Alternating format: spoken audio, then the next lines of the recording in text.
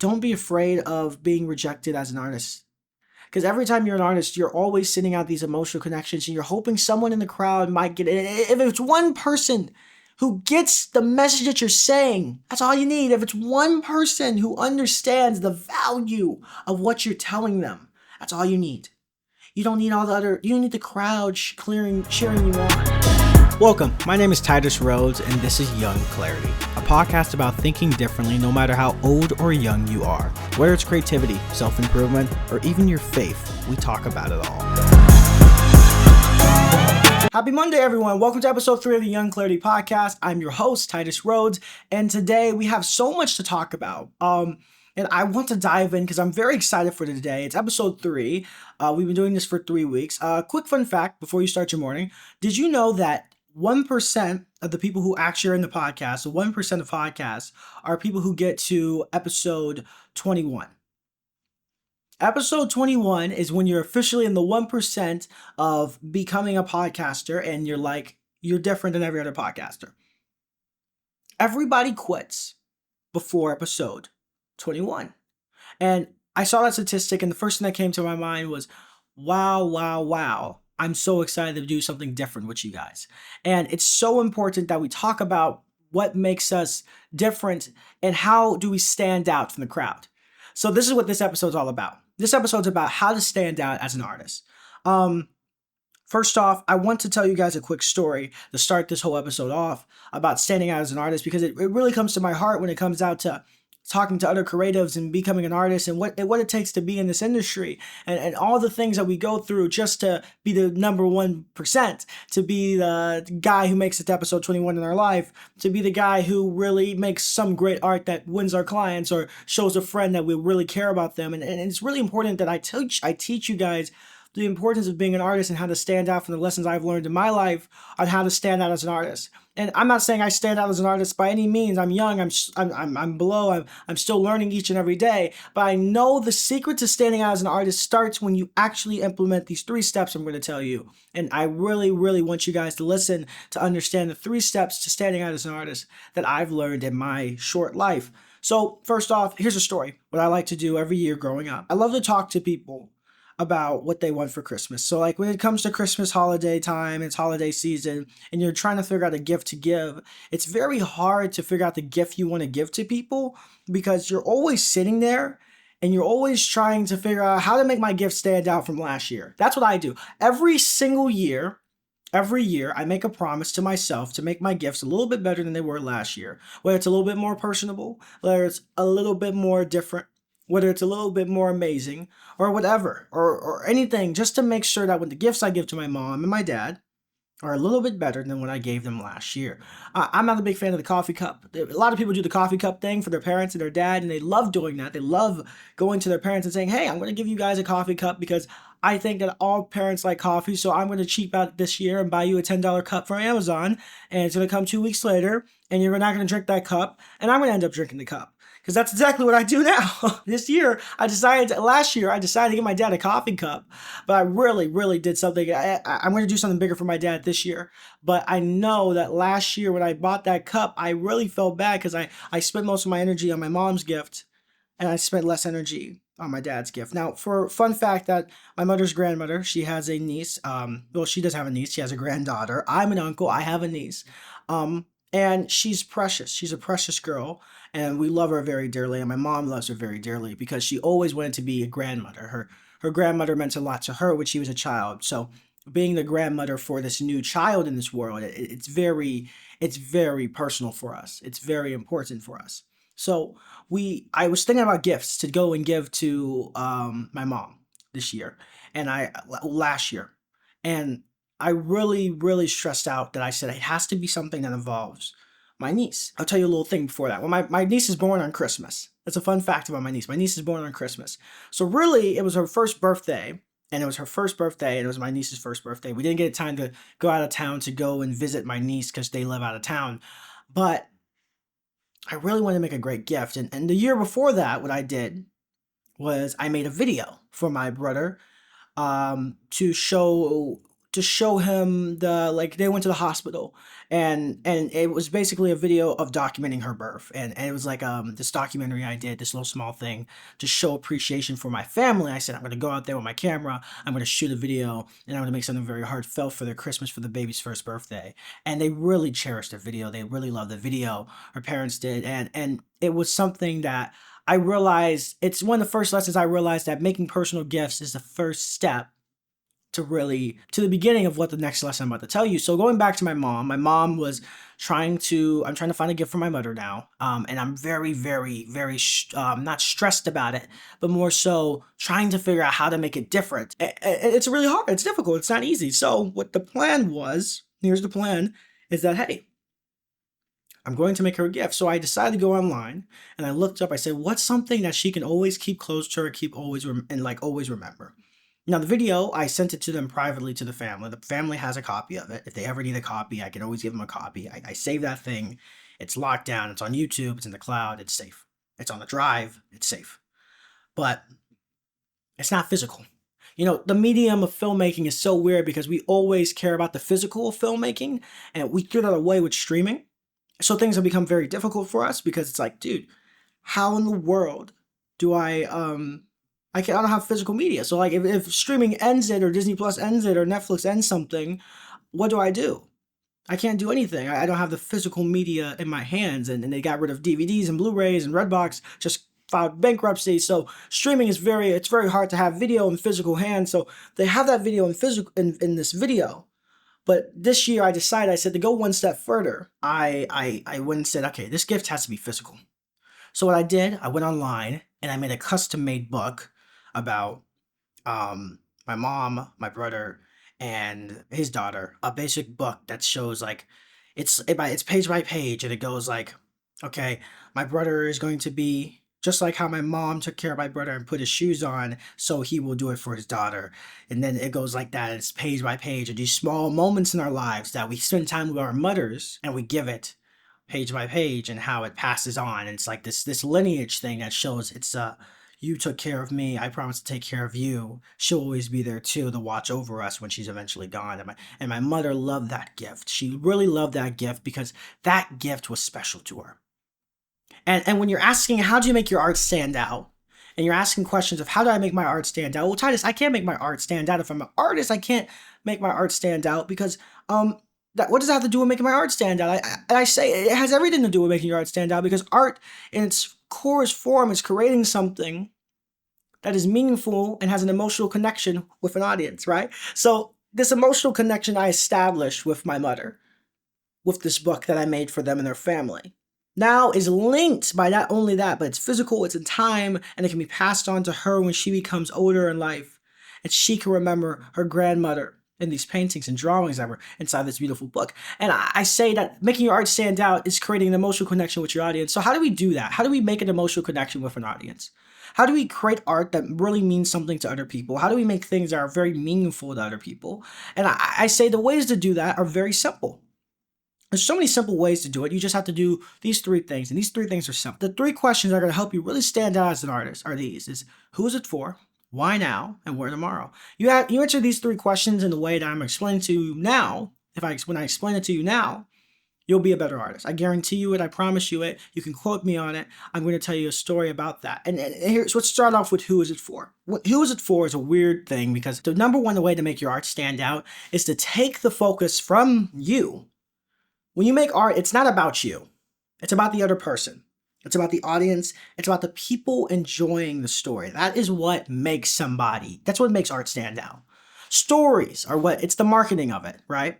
So when you're thinking of the marketing of your story, or your gift, or your piece of art that you're making, it needs to be a story that tells about the other person that they can relate to. For instance, I made a film a while ago about alcoholism, and I pitched it to a 501c organization and told them, hey, I really want to tell this story to show more people in movies the overcoming struggles of alcoholism. Who is it for? It's for ex-addicts trying to get restoration. That is what it's for. And that's what's so much more meaningful, because when it means something is that when something is custom, you care about it a little bit more, right? What's the difference between a polo shirt that says your name on it versus a polo shirt that says Nike's name on it? Well, the one that has your name on it is way more custom, and it's one of a kind, it's different, it stands out among all the rest of the things because it's made for who? It's made for you. So I'm here to tell you that everything that when you're making something, you need to ask the question, who is it for? Okay, so you're trying to make a piece of art for somebody else. You're trying to figure out, how can I make it? How can I make it unique? How can I make it for them?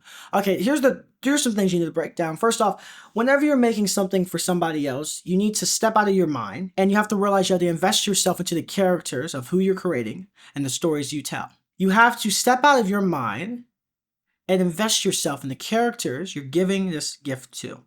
Now, in writing and screenwriting, it's saying, hey, stop thinking less of yourself, write more in the character's voice and less of your own voice. It's a popular thing we heard in screenwriting, that when you're writing a character, don't write about yourself, write about your character's voice through them. And then that's very hard because it's like, oh, well, I'm typing it. They're not typing this. I'm like, well, maybe they are. Think it through, act it out. Do what you have to do to make your voice unique. Second point of that is that when people are trying to figure out how to make their character unique, it's very difficult because there's a lot of things that make people have struggles when it comes to finding the voice. And this matters for when you're trying to figure out who is it for, because finding the voice in your own art that speaks to them is very difficult. So how do you do that? Well, first off, you got to research.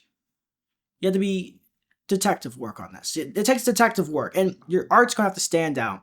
It's going to be harder to do it than a normal gift. So I'm sorry if this sounds difficult to you. I'm sorry if this sounds hard, but you're going to have to do some detective work. The detective work I did for my mom was I realized, and I looked around and I said, what does she not have? And what does she really want? Well, she doesn't get to visit her granddaughter as much because she's visiting in a different state, and she gets to see her every 6 months. She really cares about her granddaughter. It's the only thing I see all the day. She's changed all her passwords to her name. It has to be something for her. And that's just basic research that stands out and makes yourself different. I had a mentor who told me something very important. My mentor told me, he said, the creativity is found in the research. So when you're doing detective work and when you're thinking about other people, you need to step out of your own mind and invest your life into the character. That's what I'm saying. So when you're making great art, to make your art stand out, make it for somebody. So when you ask that question, this whole thing of making something authentic and when it's created, it's never about you. When you're creating, to make art that's authentic, you have to realize it's not about you. So I realized, who is it for? So that's the easy part. The easiest part of this whole lesson is going to be, who is it for? Do the detective work and figure out who is it for. Then that opens you up to the next question, which is, why now? Why now does the person need this piece of art? Why now does the art that I give them matter? Screenwriting, again, going back to another art that I really love is screenwriting, is that in screenwriting, I had a mentor of mine who told us in classroom environment, and everyone hated this question. Most people hate this question because they always hate it in screenwriting because they're like, I don't need to, this doesn't matter. And I love this question because as a screenwriter, as a person who genuinely cared about the craft of screenwriting, is the question of why now? And why now is such an important question because the pitch was this. The guy would come into class and he would tell you a story about some zombies. And then once the story of zombies happened, something crazy would happen. A firefighter comes in and he kills all the zombies. And the end. That was the story. And the question the teacher would always ask is, why now does a firefighter come in? And why now do the zombies come? And what is this guy feeling? And what's going on in this present moment? That really helps me figure out this. And that's the question you need to ask to make your art stand out. Art that stands out has to have some thought behind it. When you're thinking about something or you're having a moment where you're reflecting over what you're going to make or what you're going to create, you have to ask yourself this question of, how do I make my art stand out? And to make your art stand out, it's very difficult, right? It's very difficult to make your art stand out because you're trying to figure out, well, I just make art because I just make art for myself. I just make art because I make art. I don't care about what the audience wants. Right? That's the first question we always say. The audience, I don't know. Why now? Well, because I thought about the story right now. That's why I did it. No. To have an emotional impact on someone, you have to have some thought behind it. So after you finish doing the research, after you figure out who you're making it for, the question I had to ask myself was, why now? Was, well, why now does this matter? And it goes back to what I said about her not being able to see her. But also, why does it have to be a book? And why is it a book? And why am I giving to her on Christmas Day and not any other day? Titus, Christmas Day is when they give you the gifts. No. Christmas Day is the day she was born. In the book, it has her birthday, and it's for her first birthday. So it has to be today, because if it was his birthday, I would have waited. But I chose today. You have to ask the question of why now, because it's so important, because it has the value of making your story more intricate, more valuable, and more better for the person who listens to it. And when you figure that part out, when you figure the why now of what you're telling, you really, really start to make something possibly better than what you thought. So who is it for and why now? There's this, it's so important for the growth of an artist to know these things. So who is it for, why now, and where tomorrow? Lastly, where tomorrow is kind of weird because where tomorrow is like, it's a weird question because it's like, where tomorrow? Where are we going tomorrow with this? One of my favorite campaigns ever is Steve Jobs' campaign of Think Different.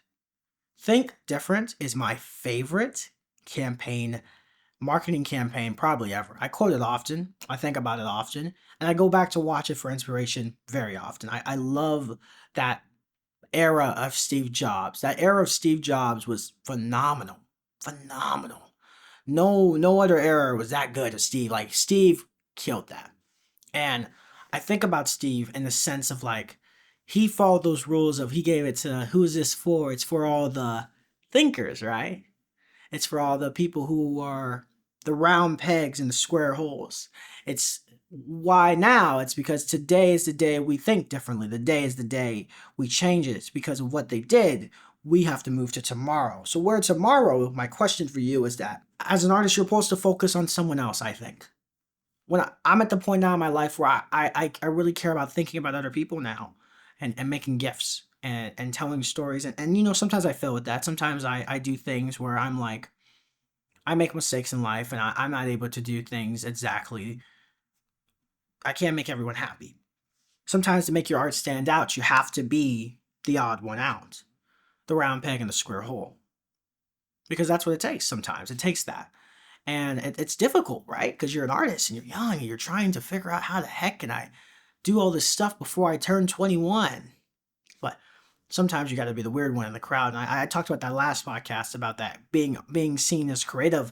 It's a journey because you're going to be seen weird until you're cool. And then you're not cool. And then you're weird again. And it's this constant cycle of approval from others. With approval from others is temporary. But making great art that stands out, it can last a lifetime. It can go past lifetimes. It can hang out at like the Statue of Liberty. Like, that's an example of who is it for and why now and where tomorrow. How does it inspire people tomorrow? How does it bring fond memories in the future? That's what it means when it says where tomorrow. And as artists, you want to make things for others that make them personal relevance and give it to them. You know, so many people make art and they're afraid of making their art because they feel like, I'm going to get judged if I make this for somebody. You know, making a gift is very scary because you're making it and you have to present it to them. And then a little part of you is hoping they care about that. Because after all, when you do all these steps, when you do these 2 steps, you put a lot of time and effort into this. You really had some thought into this. You made a great gift. You made a great piece of art that really stood out. But you're going to have some moments in your life where you're going to be really struggling with this. You're going to be like, I really, really, really worked hard on making this thing. And I have to give it to them tomorrow. And I'm afraid. Now, the amazing thing about God is that God says this interesting scripture about focusing not on tomorrow. And I thought it was good I brought that up. He says, therefore, do not worry about tomorrow, for tomorrow will worry about itself. Each day has trouble of its own.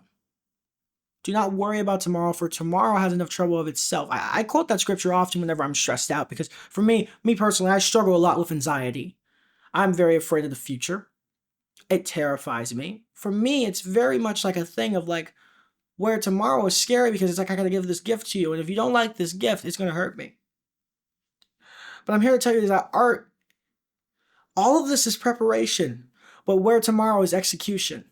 In pre-production of filmmaking, we have why now, who is this for?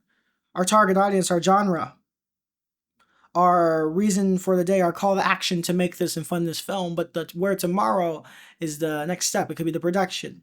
It could be the distribution. It could be the post-production. It could be the next phase of making art and growing and evolving as an artist. And it's so important as artists that we realize that every gift you make will not be valuable 10 years from now. And sometimes it will just be valuable for a week.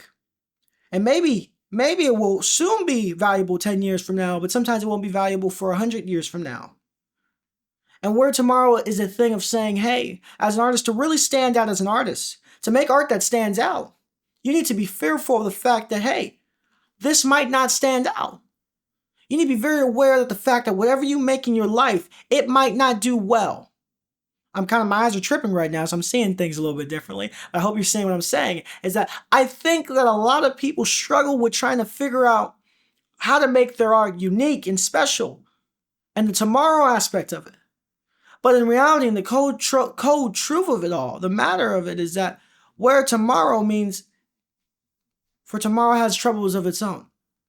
So this is a gift for you, anxiety of that. Once you make all this gift and you're saying, okay, Titus, I did all the stuff you told me to do in this video. I'm going to go I'm going to do it tomorrow. I'm going to go perform tomorrow. I'm going to go make some art tomorrow. I'm going to go create some music tomorrow. Tomorrow I'm going to present it. Tomorrow I'm going to show it. Tomorrow I'm going to unveil it. I hope they love it. And I'm telling you right now is that for most of us, if you're making a gift, of course they're going to love it. My mom loved the gift I gave her. But I was kind of afraid of it. I was afraid of giving it to her. Because it was like, dude, this is a big deal for her. And this is someone she really loves, and I know how much she cares. And great art establishes, like I said in the beginning, an emotional connection with somebody. Whenever you're making art or you're doing something for somebody else, you're establishing an emotional connection with them. And your job as an artist to make your art stand out is to connect that emotional string to as many people as you can. And sometimes to even make the best art, it could just be a letter to somebody else. This is my letter I write to you for you today, the people listening to this podcast.